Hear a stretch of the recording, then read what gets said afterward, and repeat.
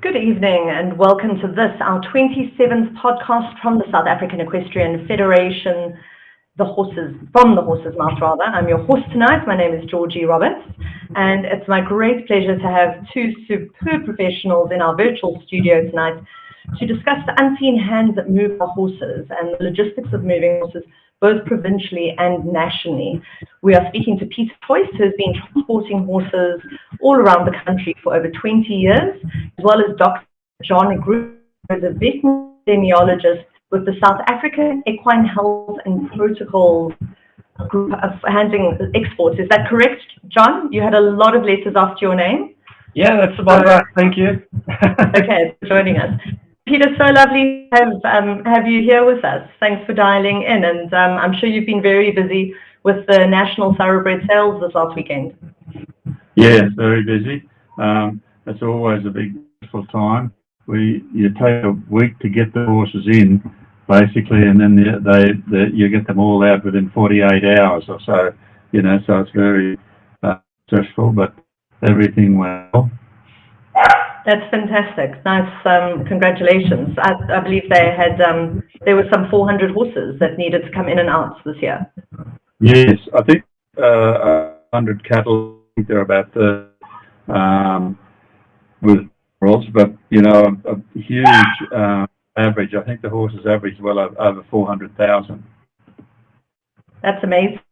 So tell us a little bit about your business and about how you got into horse transport and how long are you doing it for? Yeah, basically, obviously, I suppose as people know, I've emigrated here from Australia. Had a horseback, always had a horse bound.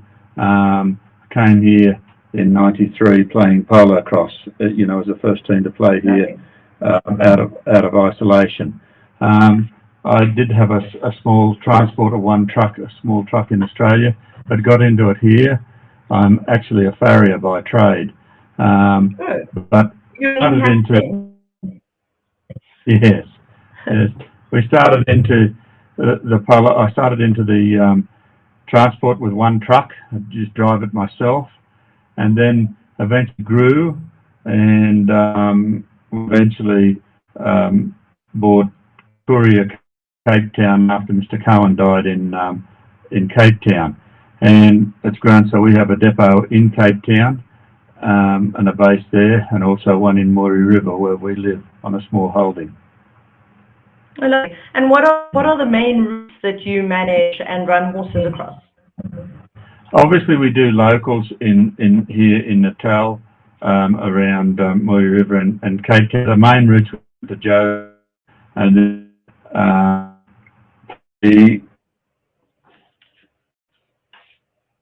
we don't, but now we don't. The problems with the border is just we take and then we put onto someone else to cross border and go up country.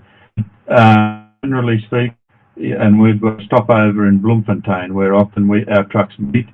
We have a truck from Joburg and a truck from Natal, and they meet, and then we split up and go to Cape Town and Port Elizabeth. And what is the long route that the horses travel across South Africa? It varies, but generally speaking, different horses for different courses, but every horse is different as to how they travel. But we try and take horses off in Bloemfontein, the stopover, for a couple of hours and then go. But you could generally say you don't like to transport a horse for more than 14 hours before they're off, but that's not always possible. Okay. And how long is the route, for example, from Joburg to Cape Town? Joburg to Cape Town, so it's around about 5 hours or 6 hours to Bloemfontein, and then 12 hours plus 12 hours from there to Cape Town. And Peter, one of the questions that repeatedly popped up with people speaking to me about this is they were very curious about what the best way is to travel horses over these long distances. And I believe that there's been debates and studies about it. So in the flow, horses travel either horizontally or at a diagonal angle, correct? Yes. because it's commercial, we travel actually horizontal. Our trucks load on 3 levels. They load in what we call the well, the back, and up over the gooseneck. But if we could have, I personally think horse travel better at an angle at say 45 degrees, but it's not impossible, but it's impractical sometimes when we travel up to 60 horses on a float at a time. And because of your pickups and drop-offs, generally when you're loading at an angle, and there's wasted space, as you can imagine, in the front and the back with that, if you have to load in a big float. And there's obviously, you're only allowed so many, the length of the floats, and it narrows down how many you can load. But if I could load, pick up, one drop off, and everywhere, I would try and have floats that load on an angle. I do feel they travel better, but that being said, don't travel bad horizontally, and our partitions are always movable, so we can give more space if a horse needs more, or however we like. Some horses also like the things we don't take off when we're going into the sales, because it's obviously a stressful trip for them.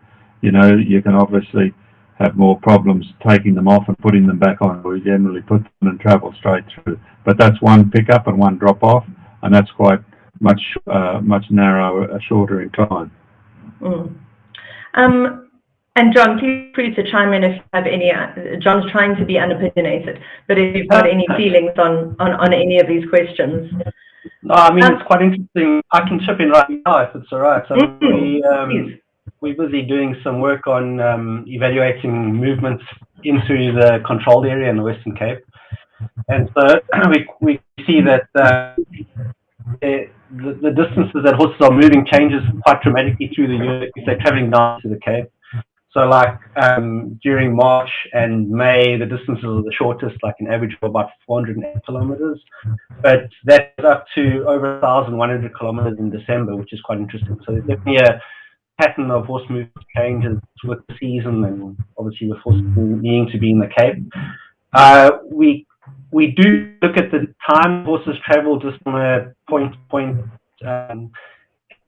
estimate, but it's quite difficult because, as Peter mentioned, it's reasonable to assume that there's some stopovers and some aggregation of horses en route. So we do estimate times, but Peter will have a much better idea about that. So we started to look at it more closely actually. That's interesting. And then Peter, I think this is more a problem with your sport horse clients than your clients, but I think we always feel a bit better if we cover our horses up in as much as, I think we would cover them in bubble wrap if there was a feasible way to do it. What is the best way to transport your horse? Should they be wearing bandages and poles and blankets? Often if someone asks us what do you want on the horse, we generally say nothing, but it's your choice. But you understand that sometimes those horses get on and they'll be on for 12 hours. Now, if they don't put what we call leggings or vet wraps and they come loose, then they often cause more trouble than what they say. But it's what the client wants, I mean, if a horse has a tendency with a tail to, seldom do we, if you could travel horses on 45 degrees, do you ever get a tail rub? But you do get it. You can get it when horses load horizontally, which is 99 or 95% of the way that horses travel in this country, other than in horse boxes. Obviously, they travel basically parallel, if you like to call that. It's their choice if you want to bandage your horse, but it's a long while to have a bandage on a horse. You bandage a horse in Joburg, and then it's fine if they bandage it, but then they expect our grooms have got to do it or whatever. Yes, our bows are capable of it, but everyone's tastes are different, and it's not always a good idea. We don't like taking bandages off for someone and then putting them back on. We will do it if they require it or ask of it, but generally speaking, we'd do that. I think the bandages, a badly fitted bandage can do a lot of damage, then good. So very, very much so. And something that's come, obviously I work with sport more than racehorse. I'm seeing a lot of news about, or noise rather, about compression suits. Do we use those for local travel, or is it more for international travel? More, we don't have it in, you'd probably do it to see it a little bit locally, and probably more international than I haven't had any experience with international transport. But we don't see, they do see it, and possibly it could be a good thing, but everything that goes to have, I think the things fit. And obviously, for us to be in charge of the horse, lots of people with big sport horses or big show jumpers or whatever will send their groom with it. And then there's no problem, that the groom can do and see and do what they want, and change and whatever, even blanket. We actually don't like to blanket a horse because on the float even, because they generate their own heat inside the float, and quite often if a horse sweats or whatever, it becomes a bigger problem than what it is if they usually see them get too cool when the trucks are travelling. I actually read, and John, feel free to chime in here, but I read an interesting thing saying that the horse's best external temperature is something ridiculous around 10 degrees. So I know in Germany that's probably summer day, but in South Africa we're all getting ready for our snowsuits when that happens. Yeah. But our horses, it's a little bit like putting a jersey on your child. Horses probably not in the cold the same way that we are. Yeah, they've got a really wide, I think it's called a thermoneutral zone. So where your body doesn't need to compensate for the ambient temperature around you. And horses have got an incredible thermoneutral zone where they don't need to do anything to maintain a core body temperature. So absolutely, I don't know, I can't remember what those temperatures are, but I know it's a really wide range, yeah. They always say, I think there's a lot that people do to make ourselves feel better that's maybe not always in our horse's best interest. 100%. Peter, I'm interested, you spoke about the structure of the trucks, and one of the things you mentioned is that the partitions are quite adjustable. And obviously they can go from horizontal to at an angle if required. What are some of the considerations? Are these trucks customized? Do you have them custom made? What are some of the things people should be aware of in the trucks? Yes, you can't basically, if horses load horizontally in a truck, you can't then load them into an angle. If you understand, the trucks have got to be one or the other, like what I call our Raider, which is a 9-berth, and you load that at an angle, a specific. But our big trucks, the horse and trailers, they load 16. They load it horizontal.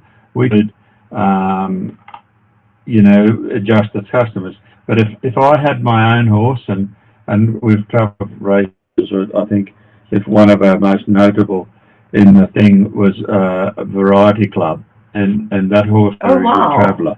But that horse wasn't a great traveller if he was petitioned up. They used to let that horse loose in the truck, and you'll often find. I've never heard of that. That's incredible. We do it mostly. I had to take a big runner from somewhere I'd asked, and some people don't like it. But I can tell you, double better if they're loose in the truck. That's interesting. You would think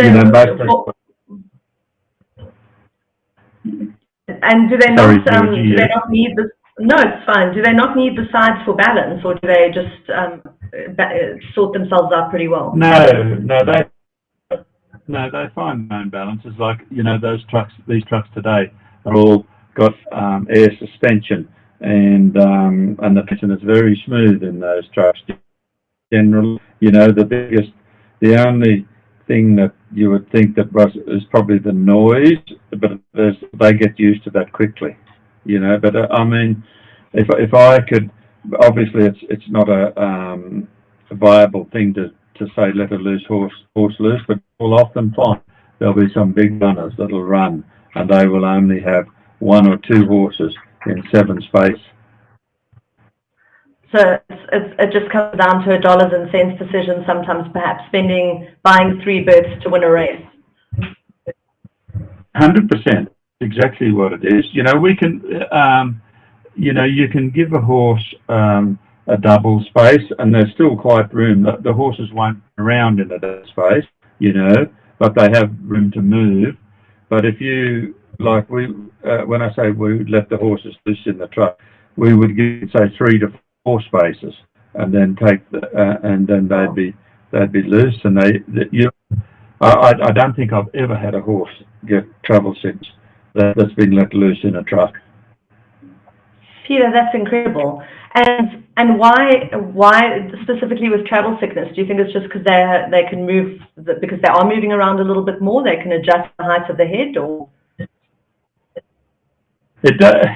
I don't think anyone could give you an answer why a horse gets travel sickness. Every horse is different, We do like, on a big trip like that, pre-travel a horse, get it pre-travelled, how people want. There are other people that'll pre-travel a horse and get it sick. You can get 2 horses on the truck that have had exactly the same thing done to them, and one gets a little bit of sickness and the other doesn't. So there's there's a guideline, but no general rules. And Peter, how quick does the onset of travel sickness come? I suppose, John, that's also something for you. Do you notice it when you're giving the horses their break in Bloemfontein? No, normally. Okay. You may see that. You may see the signs of colic or a horse, and then we have a vet on call that we treat with. You do see that, but often, sometimes our grooms pick up that a horse is not edgy or fractious in the trip, and you'll watch it. But it doesn't always set in. You can have a horse that walks off the truck and walks off 100% fine, but then can end up with some travel sickness after that. And you spoke about pre-traveling horses. For people who haven't heard that phrase before, what does that involve? Generally, most people treat a horse with, if someone asked me to treat a horse, my ideal thing being a horse would be to have a horse on Perbac, which is an antibiotic, obviously, a broad spectrum antibiotic for 2 or 3 days before they travel and 2 or 3 days after. And then you can then use vitamin injection. And the horses must obviously be hydrated. We obviously stop to travel a horse, to water the horses every 3 to 4 hours, and depending, that's generally if it's very hot, they'll go a lot longer. If it's not generally hot and sweating so much. Okay, that's great, and I'm sure all of the little bits of care just go towards having your horse arrive healthy and happy on the outside. Yes, very much so. But, we don't say, generally speaking, people that travel horses, that sort of distance, they do their own pre-travel or get it done by someone, a vet, and have the on the other side. Often if we notice a horse on a trip that hasn't drunk, we will tell the people, or if we've noticed a horse, from Joburg to Cape Town, and we say if we get to Beaufort West and that horse hasn't drunk, because they generally drink, we'll notify the owner and say, please watch this horse, or have someone. They'll generally have a vet and drip the horse. Okay. John, can we cut over to you for a little bit and discuss something that I think is a very pressing thing. I know for dressage, we actually have SA champs down the Cape this year, and Cape Townians are always very graciously coming up to shows in Gauteng. So this is a pertinent, especially with what everyone's feeling, I think, is a very rough African horse this year. What can you tell us about moving horses specifically into the Western Cape? What are some of the considerations that we have to have at the back of our minds? Yeah, sure. I mean, I think just of interest, there's been a lot of talk about it's been a sort of bad African horse sickness year. So we went and had a look at the last couple of years of data that we got, and I must say it's not a super abnormal year, which is interesting. So there's definitely a perception that it's been worse. The number of cases are actually very much on par with what it was last year and the year before. And yeah, nowhere near the levels of a couple of years ago. So for what it's worth, I think that was quite surprising for us because there's been quite a lot of hype this year, obviously. It's interesting, sorry, John, I think it's also just with social media. I think people are more connected than ever before. So I think we're seeing it more than we ever have. It's actually a little bit, you know, it's a little bit affirming to know that it's basically on par, I suppose. Yeah, we've got quite a decent sort of surveillance program countrywide for horse sickness. So all the laboratory results funneled through to us because we use them for movement. So you know, at least all the laboratory confirmed cases we keep tabs on very, very closely from the whole of the country. So of course, sometimes there are cases that you wouldn't know about if people don't report them or don't get them tested. But I think the social media can for sure sort of blow up an outbreak or so the same animal gets reported multiple times on social media, and I think that can be a little bit dangerous. So you've got to just try to get some of that official data. Absolutely. Yeah. So moving horses in and out of the Western Cape, what are some, first of all, another thing is people are saying that we should be moving horses less and less when it's horse sickness season. Is that true? Yeah, I mean, I think well, it is definitely true for our ability to control the disease. You know, the whole point of having a controlled area in the Cape is to create sort of difference in horse sickness incidence and risk between the infected part of the country and the Cape. So moving horses, a big part of our risk and plays a big part of our risk mitigation is controlling movement. So 100%, if there's an option to move a horse during horse sickness season or not during horse sickness season, of course we'd recommend doing it not during horse sickness season. I mean, of course, at the individual horse level, you want to move horses that are sick as well. So, I mean, the incidence of horse sickness is pretty low. Probabilities of horses having horse sickness on any given day are really, really low. In the country, we get about 600 or 700 cases a year, but you know, so there's a benefit for the individual horse, although it's fairly small benefit. But if you're the unlucky one that happens to be a horse sickness infected horse, of course you'll know about it. Yeah, so but definitely we want to create this risk differential between our controlled area and the rest of the country. So I mean, I know, you know, we know that's pretty onerous on people, and it certainly impacts people's lives. It's been impacting people's lives for a long time, and I mean, these control measures have been in place since around 1997. It's been a long time, but certainly it's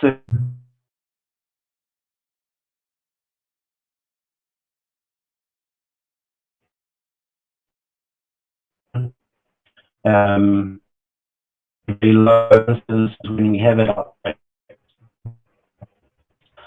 So what takes in and out of Going to Cape Town? Going to Cape Town, yeah, going to Cape Town, it really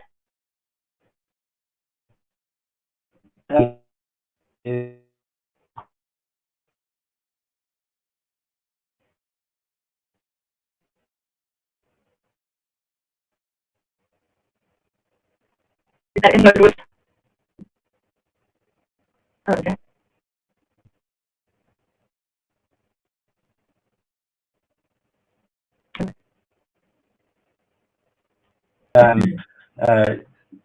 actually come very well, and the number of vets that are involved for the vast majority are actually not that many of them. So they're luckily some very experienced at that type of thing. Great, and then you submit your paperwork, or do you just give it all to the lovely Peter Choice?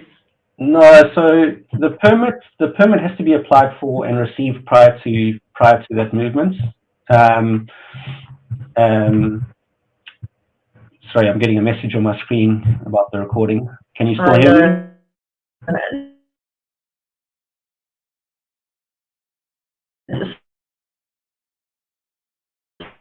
Sorry, yes, I can hear you. Do you mind just pausing back? Maybe not. Sorry, guys. Our podcast guys are extremely professional. This is the first time it's happened, but they are away on tour for something, and we just want to check that. Yeah, I can still hear you guys very clearly. Yeah, me too. I can hear well. So I'm just, James is sending me a message. I'm hoping we're not still. Oh, okay. James says keep going. Sorry, James, carry on. Okay, so no, so the permit gets applied for. If everything's in order, it gets issued, and then the health check is done by the vets, and that permit has to travel with the horse. So the permit has to get issued prior to movement. So generally, the transporter is not dealing with the paperwork other than making sure that it's goes with the correct horse. Yeah. So if there are concessions issued for a movement, that does happen from time to time. Those concession documents must also move with the horse. And then sorry, what would those be, John? Just beyond the base rules of movements, if there are any circumstances that a member of the public applied for a concession against, and that's been granted, so whether that's movement from the controlled area during vacation season, or so there are a couple of standard circumstances that might require a question. They must just go with us as well. And the only other job is the veterinarian has to submit the notification of movement back to us again. And that's just sure that that's for us to confirm that the health check was performed. So yeah, that's the process. I mean, there's quite a lot of documentation on the website, which is it's a lot to go through. So it's maybe a bit of heavy reading, but it's called the veterinary procedural notice for African horse control, and it details those sort of steps quite. I'm having a look at your website, and it's actually really wonderful. It's got some lovely infographics. I see the reports, forms, and links. So we'll definitely share that with people as a resource to educate themselves. Thanks, great. Yeah, we've tried to put a lot of effort into education because of the sort of perception of the control.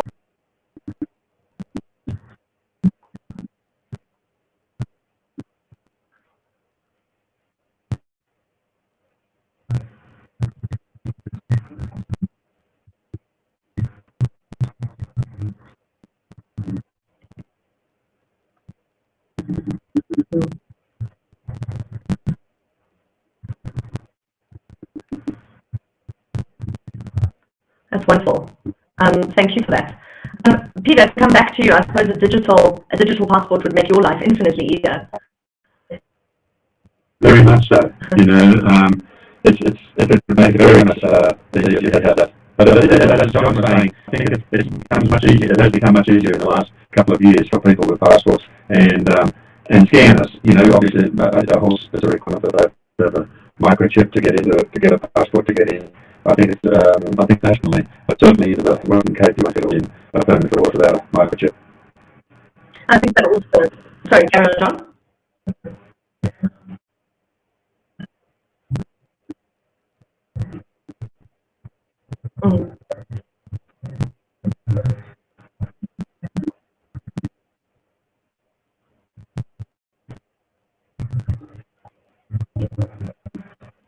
Certainly not in the SAEF at the moment, but I know. Sorry, John.